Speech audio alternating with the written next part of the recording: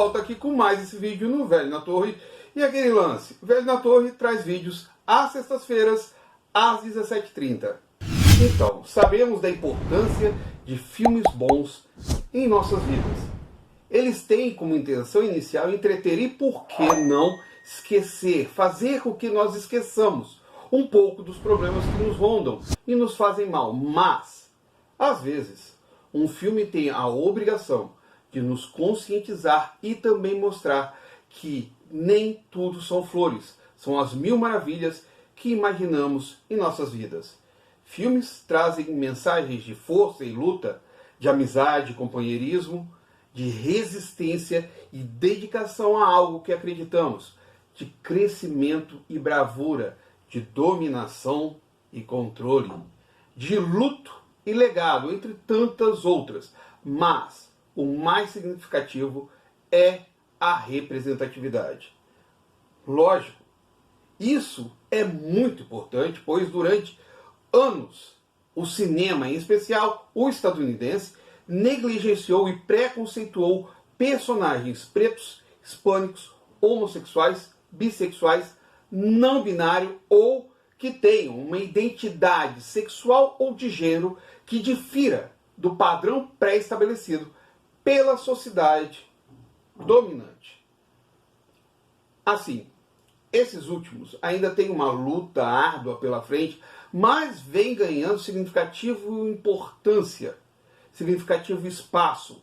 Mas personagens que lutam pela liberdade há mais de 100 anos, exato, pois enquanto houver preconceito não há liberdade total, ganharam filmes muito importantes neste ano de 2022. Filmes que nos mostraram suas forças, suas resiliências, suas lutas constantes. Mas eu não vou começar com eles, pois são os primeiros da minha lista. Cinema, na maioria das vezes, vai pela bilheteria que estoura os grandes sucessos. Mas, sinceramente, para mim isso pouco importa. Então, iniciando do último até o primeiro, e teremos até menções honrosas, começamos com Top Gun Maverick. Era um filme que eu nunca esperei, juro. Quando eu assisti Top Gun Asas Indomáveis em VHS, graças ao meu amigo Nelber, eu nunca pensei, puxa, bem que poderia ter uma continuação, principalmente por ver que, assim, Pete Mitchell, o Maverick, havia conseguido se tornar instrutor do programa Top Gun, que treina os melhores dos melhores a serem os melhores. Tá, eu sei, ficou meio estranho, mas é exatamente isso.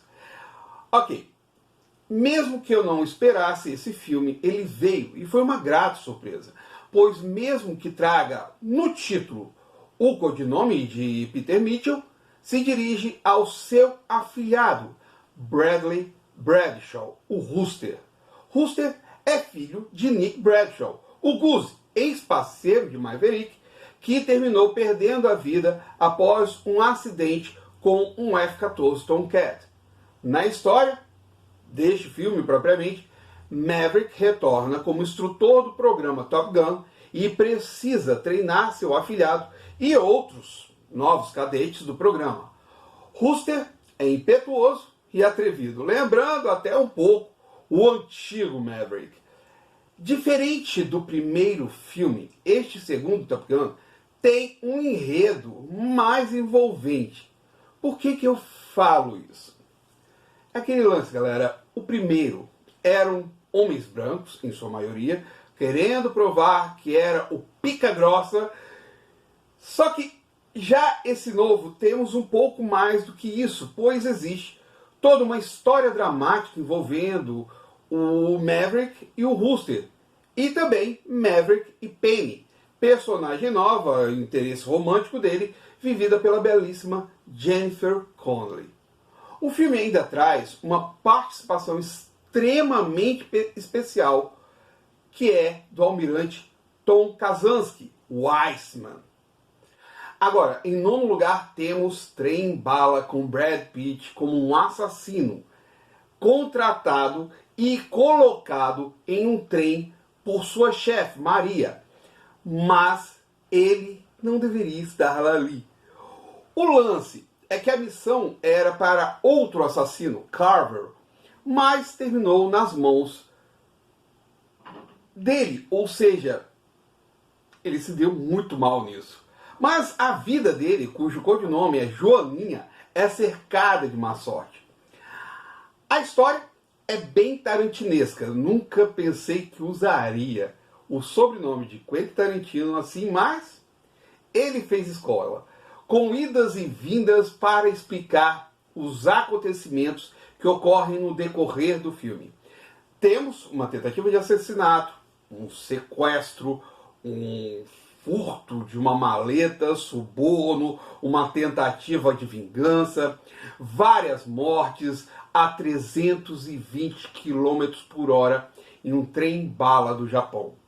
Temos personagens dos mais variados durante o transcorrer de todo o filme, o que torna Trem-Bala em um excelente filme de ação, além do que é baseado em um romance gráfico japonês, não em um mangá, Maria Beetle, de Kotaro Isaka.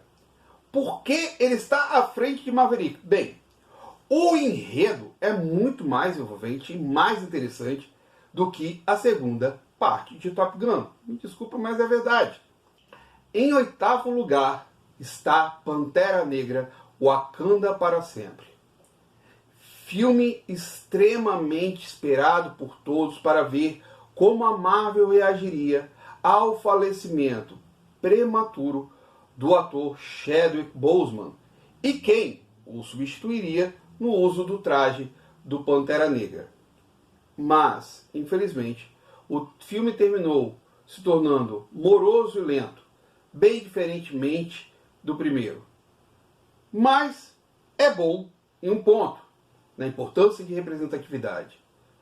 Assim, eu amei a forma como Namor é apresentado, pois foge da ideia dele ser um mestiço de terráqueo com Atlante para se tornar um mutante nascido em Talocan, Kukulkan. A história de seu povo é expressiva no filme e narrada de forma estupenda. Muitos pontos para Ryan Coogler e Joe Robert Cole por isso, pois eles trazem uma cultura muito importante, muito interessante da mesoamericana para o universo cinematográfico da Marvel. Mas, como eu disse, infelizmente, devido ao ritmo lento do filme, ele fica monótono e fatigante. Transforma seus 161 minutos em algo extremamente cansativo. Sei lá, talvez seja porque eu ando com um certo asco com a atriz negacionista e anti-vax Letitia Wright e esperava que a Marvel a substituísse por uma outra atriz, mas o filme só me ganhou por causa de Namor, vivido pelo ator Tenoch Huerta, e a história dos Talocanes. Em sétimo lugar, o thriller Não Se Preocupe, Querida. O filme nos traz um casal britânico vivendo tranquilamente em uma pequena cidade, Victory, onde o marido faz parte de um projeto extremamente importante para o governo dos Estados Unidos. Ou, pelo menos é isso que desejam que nós acreditemos. Só que, por trás deste projeto, existe muito mais do que se pode esperar. O que rola é que a personagem de Florence Pugh, Alice Chambers, passa por um despertar para algo mais estranho do que ela poderia imaginar. Outro ponto muito interessante é o crescimento do ator e cantor Harry Styles nesse seu terceiro trabalho para o cinema e primeiro de grande relevância. O casal que eles formam, Pugh e Styles, funciona muito bem no filme. O filme, na medida que você assiste, parece clichêzaço, mas surpreende mesmo assim. A direção de Olivia Wilde é precisa, e ela faz uma participação até no filme como atriz também. A história se baseia em um script especulativo, um script que foi escrito, mas não totalmente desenvolvido, dos irmãos Cary e Shane Van Dyke, netos do ator Dick Van Dyke. Eles trabalham algo muito voltado ao psicológico e uma necessidade de dominação. Para entender mais, vocês precisam assistir ao filme que está na HBO Max. Agora, temos nossa primeira menção honrosa. Tá, eu falei que seriam menções honrosas, fala sério. E pensando bem, eu assisti aos filmes que eu gostei e achei interessante. Por isso, vamos ter essas duas. A primeira vai para O Homem do Norte, que conta a história lendária do príncipe Amleth, que após ver seu pai, Aurvandil, ser assassinado, criou um mantra pessoal, que é vingar a morte do pai, salvar sua mãe, Gudrun, e matar seu tio, Fjolnir, o assassino de seu pai. A história, como eu disse, se baseia em um mito nórdico onde o príncipe é ajudado pelos deuses no seu desejo de vingança. Só que existem surpresas inesperadas para Amleth que o fazem repensar em seu desejo de vingança. Em minha pesquisa, para saber um pouco mais sobre o mito, que é uma coisa que eu amo, descobri que possivelmente Shakespeare se baseou nesse mito nórdico para criar uma das maiores peças trágicas que ele já escreveu, Hamlet, que conta a história de um filho que retorna para vingar a morte do próprio pai. Por que menção honrosa? Porque, gente, sério, esse filme poderia se posicionar muito bem no lugar de Maverick, tirando-o da lista. Mas eu assisti ao Homem do Norte muito tardiamente e, sério, Top Gun Maverick, apesar de tudo, foi uma surpresa muito agradável. Já o Homem do Norte tem uma teatralidade na forma de atuação, o que eu achei muito interessante, se foi proposital. Ponto para o diretor Robert Eggers, por isso, pois são poucos os diretores que sabem trabalhar teatralidade no cinema. Agora, seguindo com a minha lista, vamos para o sexto lugar, que fica para Elvis. Como vários outros filmes do conhecido Rei do Rock, Elvis tem abordagem diferenciada, pois a história é contada do ponto de vista de seu patrocinador, promulgador e, quiçá, descobridor, o coronel Tom Parker. Em 1993, um filme semelhante foi lançado, que chegou aqui no Brasil com o nome Elvis nos Bastidores da Fama e foi, se eu não me engano, passou na sessão das 10 do SBT. Mas o que Baz Luhrmann, Baz Luhrmann queria era algo mais pessoal ainda. Então, ele coloca o coronel nos holofotes, narrando toda a história que acontece diante de nós. Luhrmann não tenta minimizar o abuso que Tom Parker faz na vida de Elvis Presley, mas dá um novo panorama disso. As interpretações também são maravilhosas, pois de um lado temos Tom Hanks fazendo o coronel Tom Parker, com toda a sua experiência de filmes de sucesso, enquanto do outro temos Austin Butler, um ótimo ator em ascensão, sendo Elvis Presley seu grande destaque no cinema. A história vai do começo da carreira até o fim, graças ao uso excessivo de drogas.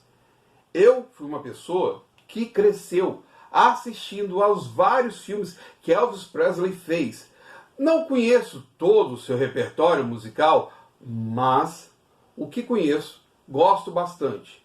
Assisti a alguns filmes que contam sua história, mas essa versão de Luhrmann me fez perceber que o artista que Presley era se tornou um desastre porque pessoas que deveriam ajudá-lo, como o coronel Tom Parker, terminaram o destruindo.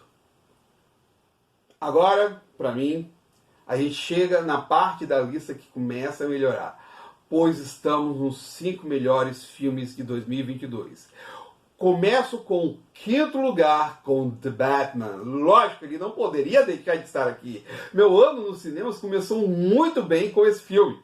Durante 3 anos desde o anúncio que Robert Pattinson seria um novo Batman, vimos pessoas criticando, ou mesmo os que se dizem fãs, lamentando o ator assumir o manto do morcego.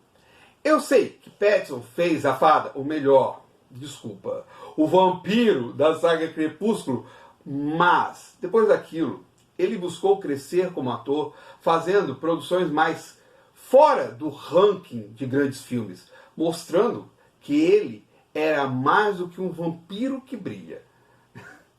Sério, fica difícil abordar esse filme com poucas palavras, pois eu sou um Batmaníaco, eu sou um fã do Batman, não me importando com sua versão. Mas vamos lá, vou tentar. The Batman é um filme de transformação, pois vemos um Bruce Wayne amargurado e fechado, precisando recriar sua visão e seu desejo de vingança, pois um assassino em série está solta em Gotham City, matando pessoas importantes da cidade.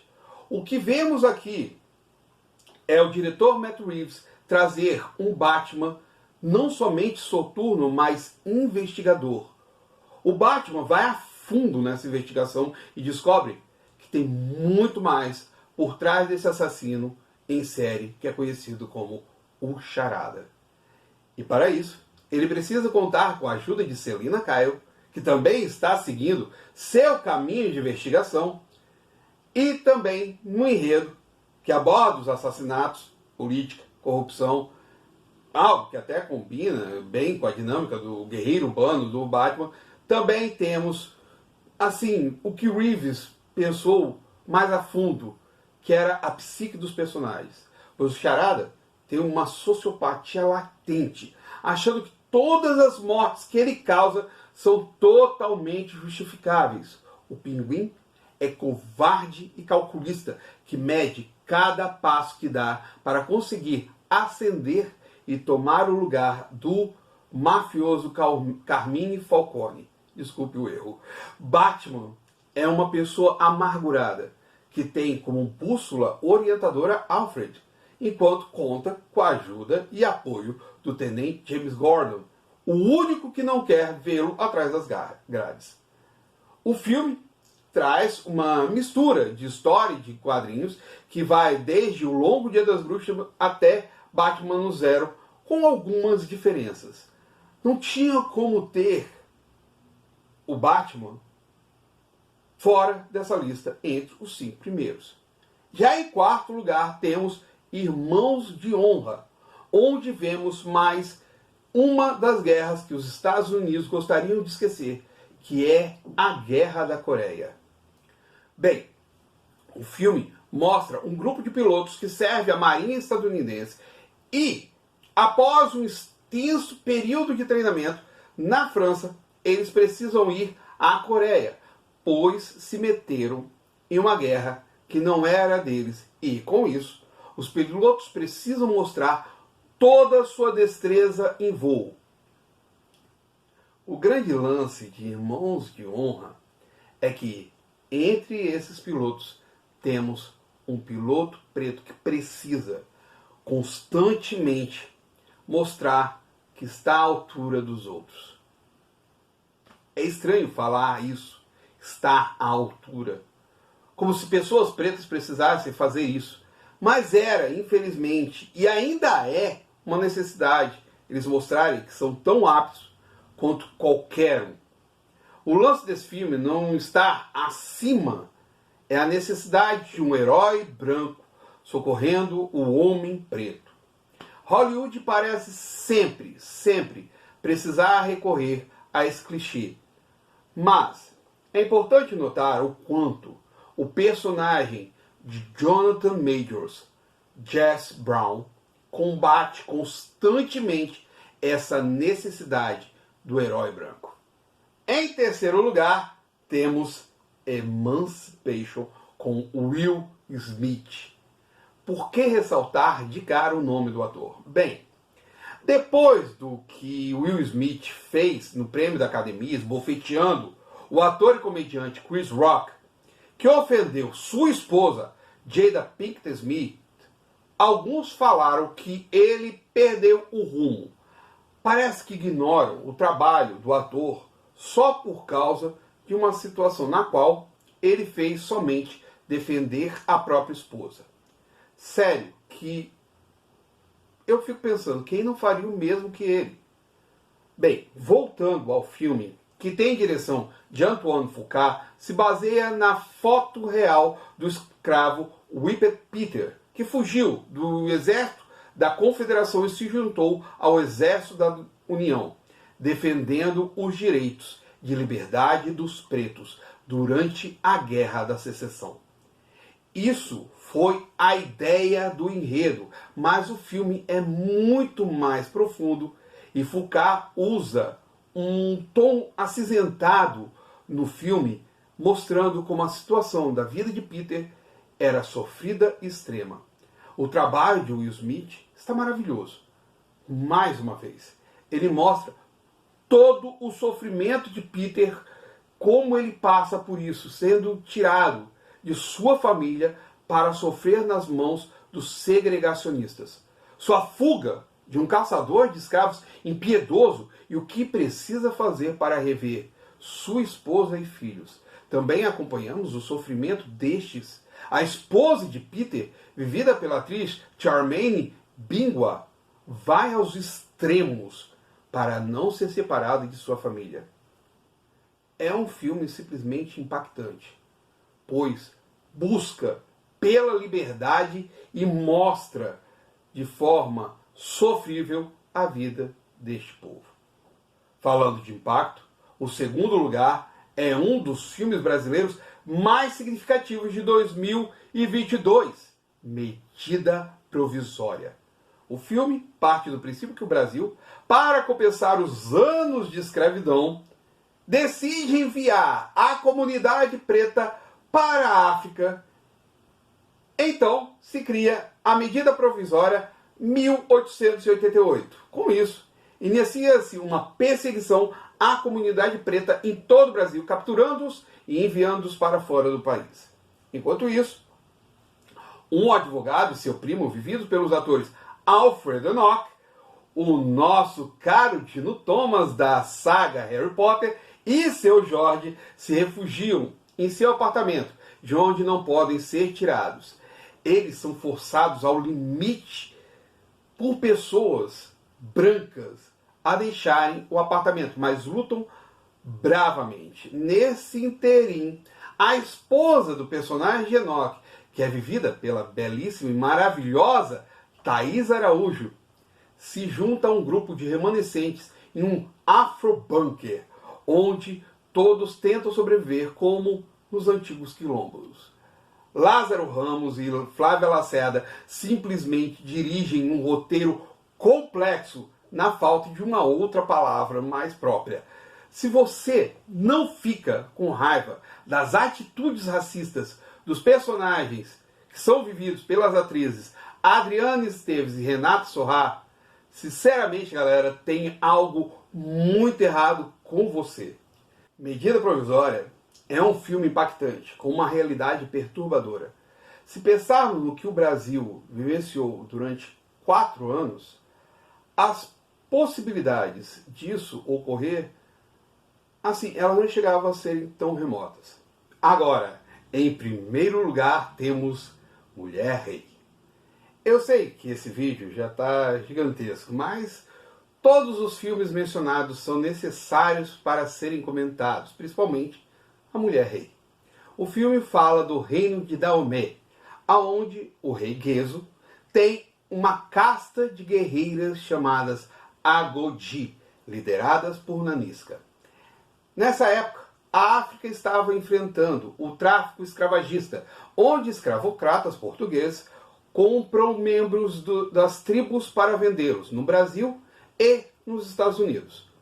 Um grupo de mulheres são libertadas pelas Agodi e levadas para Daomé, onde serão treinadas por Isogi e Amenza. Entre essas está Naui, uma jovem que foi oferecida por seu pai ao rei. Naui se destaca entre as demais, mas ela tem um passado ligado a Nanisca, que somente Isogi conhece. As mulheres libertas pelas Azagodi eram negociadas pelo Império Oyo com os escravagistas. Com isso, uma guerra se torna iminente e Nanisca mostrará toda a sua capacidade de guerreira, bem como suas Agodi. O filme é excelente. Guerreiras africanas que dão pau em escravagistas é um desejo inerente no coração daqueles que acreditam que a escravidão foi um dos maiores erros da raça humana. É uma justiça poética. Eu falei isso na saída do cinema. O filme tem um clima meio Romeu e Julieta, com Naui e o jovem Malik, cuja mãe era daomiana.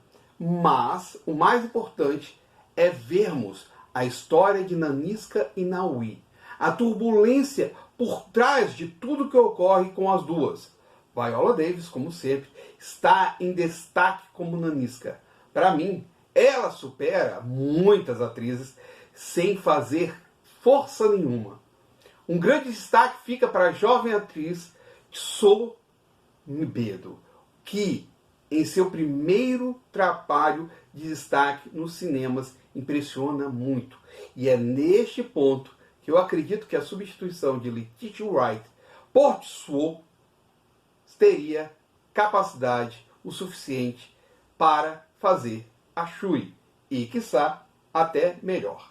Agora, a segunda menção honrosa ficará para Avatar, o Caminho da Água. Começamos com a primeira parte, que foi revolucionária, pois foi o relançamento do 3D nos cinemas e por causa dele, muitos filmes terminaram sendo convertidos em 3D e não ficaram tão bons. Avatar, até hoje, para mim, foi o filme que melhor funcionou o 3D. Tanto que nem gasto meu dinheiro pagando para ver outros filmes no mesmo formato, pois é uma forma dos estúdios somente arrecadarem mais dinheiro. Em Avatar, era mais do que somente profundidade, pois James Cameron conseguiu encantar quem foi aos cinemas em 2009. Se passaram 14 anos, e mesmo pagando mais, eu decidi que a segunda parte merecia também ser assistida em 3D no mesmo cinema que eu assisti há 14 anos atrás. E valeu cada centavo gasto. Assim, a verdade é que eu deveria dividir esse primeiro lugar com a Mulher Rei como um empate, mas vamos deixar desse jeito. Avatar, o Caminho da Água encanta, como no primeiro, pois se passaram anos e o Toruk Makto, Jake Sully e sua esposa Neytiri, têm agora 4 filhos, Neteiran, Loak, Kiri, que eles adotaram após ela nascer do corpo inerte da Doutora Grace, e a pequena Tuk. Além do que, temos também o jovem Spider, um menino que ficou para trás, após a equipe de terráqueos ir embora de Pandora. Mas a vida nunca é fácil em Pandora, graças ao mineral precioso que rende milhões às empresas mineradoras da Terra. Então, temos o retorno dos terráqueos para destruir mais ainda do belíssimo planeta Pandora. E além disso, uma terrível parte do passado retorna para assombrar Jake Sully e Neytiri, fazendo-os se exilarem com toda a sua família junto ao povo do Recife, liderados por Tonowari e sua esposa Ronal. E, mesmo com as diferenças, Jake, Neytiri, Neteiran, Loak, Kiri e Tuk buscam se adaptar no caminho da água. Como anteriormente, Avatar traz uma importante mensagem sobre conscientização de que como nós tratamos o nosso planeta, além da aceitação com o que é diferente para nós. O filme é uma catarse absoluta, pois você se envolve com a história e quando menos espera, torce e vibra quando os Na'vi e os seres da natureza de Pandora liquidam totalmente as ameaças terráqueas. Bem, é isso. Eu sei que o vídeo ficou extremamente longo, mas 2022 teve filmes cuja importância são extremamente significativas para mim e é importante pela conscientização e luta. Eu espero que vocês tenham gostado. E se gostaram daquele lance, deixa o like aí. Se não gostaram, pode dar o dislike. É um feedback que entre a gente. Se está aí ainda comigo, faz um grande favorzão. Comenta aqui embaixo o que acharam do vídeo. Se concordam com a minha lista, se não concordam, pode falar aí. É só comentar aqui embaixo. Eu também peço, que ajuda muito sempre aqui. Compartilhe o vídeo, joga ele pra frente, deixa a galera ficar conhecendo o Velho na Torre. E lógico, tá aí comigo. Gente, obrigado mesmo. Muito obrigado por isso. Mas tá aí comigo, faz um grande favorzão pra mim. Clica aqui embaixo, se inscrever no canal e também não esquece de dar o peteleco na sinetinha para estar recebendo os vídeos do Velho na Torre que eu publico às sextas-feiras às 17h30. Eu agradeço a todos vocês que me acompanharam neste ano de 2022. Estamos fechando o ano. Boas festas para todos vocês, um grande abraço e que 2023 nos tragam muitas felicidades e muitos filmes bons. O Velho na Torre vai ficando nessa. Até mais para todos vocês, boas festas! Fui!